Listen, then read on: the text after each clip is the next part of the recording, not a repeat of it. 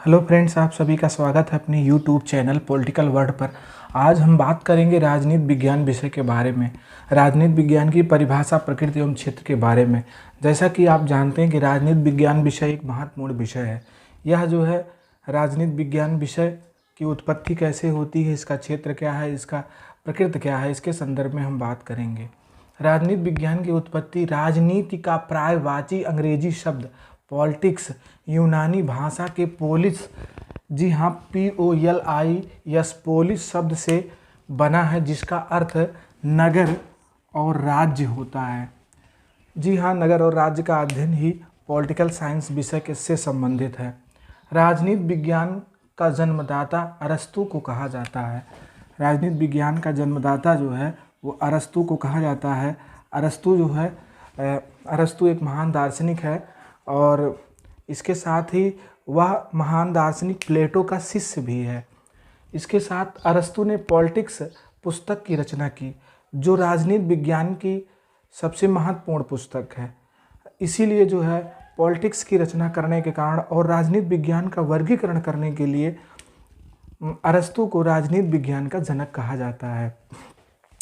राजनीति को एक विषय के रूप में प्रतिष्ठित करने के लिए अरस्तु को राजनीति विज्ञान का जनक कहा जाता है।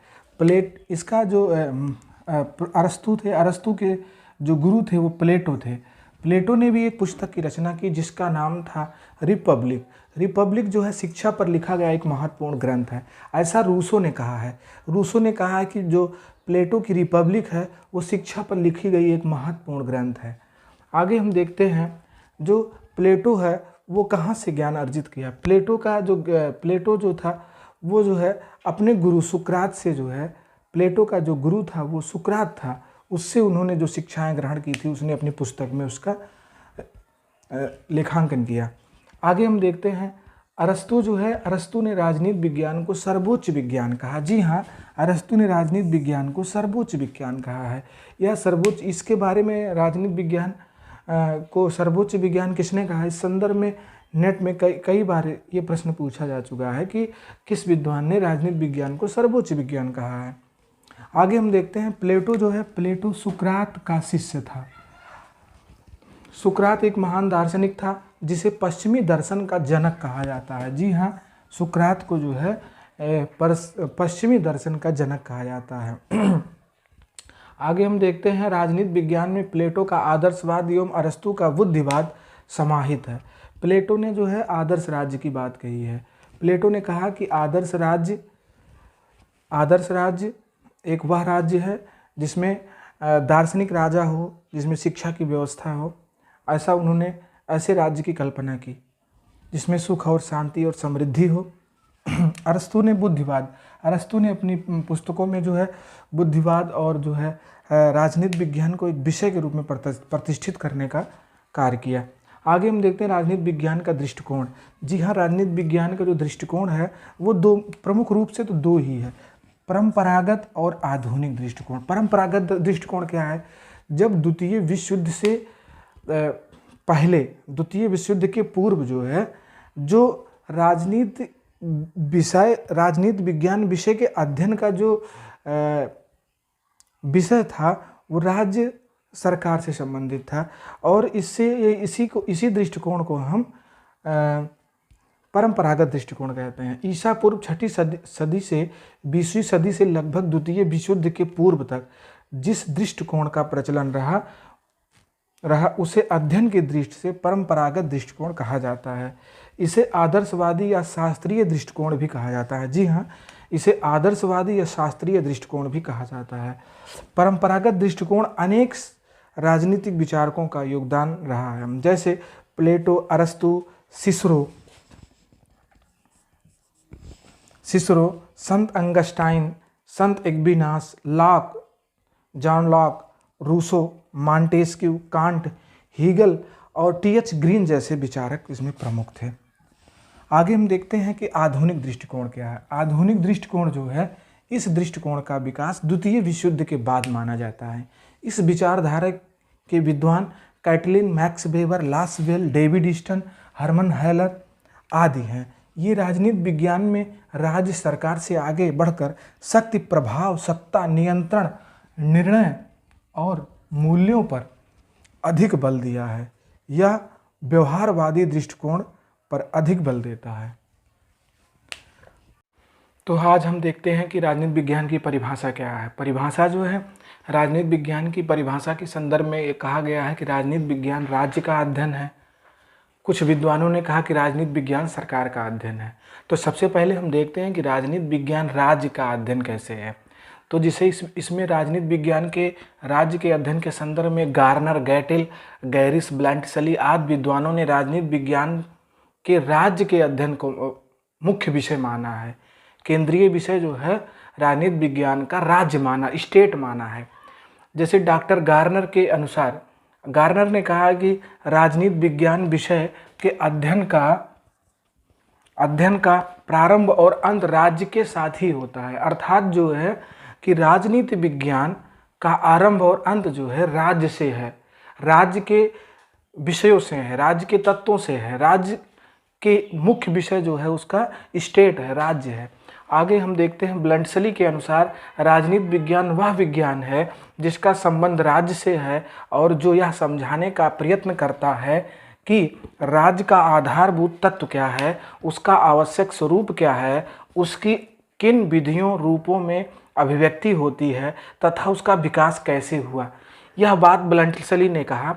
और आगे हम देखते हैं कि इसी राज्य से ही केंद्रित जो विषय है, डॉक्टर जकारिया और लॉर्ड एक्टन और गुडनो जैसे विद्वानों ने भी जो है अपना विचार दिया है कि राजनीति विज्ञान जो है वो राज्य का अध्ययन है।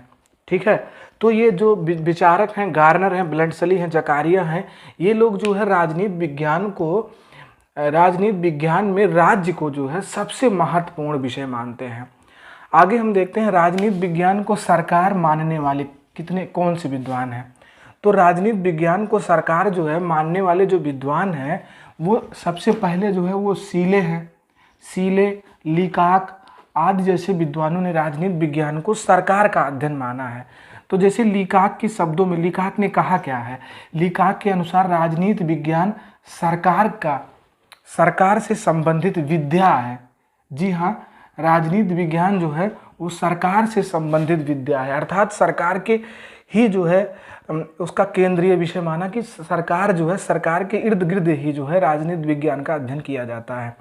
आगे हम देखते हैं कि ये विचारक सीले हैं। सीले ने क्या कहा है? सीले ने कहा है कि सीले के अनुसार राजनीति विज्ञान उसी प्रकार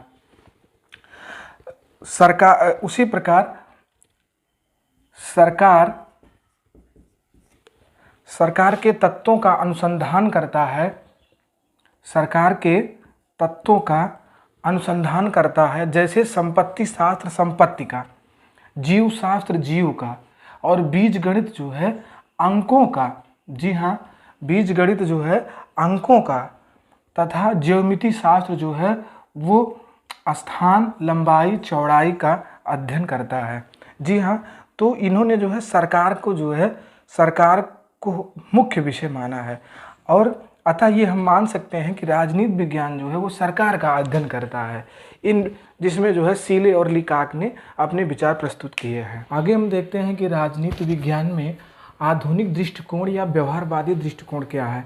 जैसे हमने परंपरागत राजनीति के अध्ययन के बारे में हमने पढ़ा, वैसे हम आगे देखते हैं कि आधुनिक दृष्टिकोण या व्यवहारवादी दृष्टिकोण जो हमने पूर्व में लिखवाया था वो क्या था।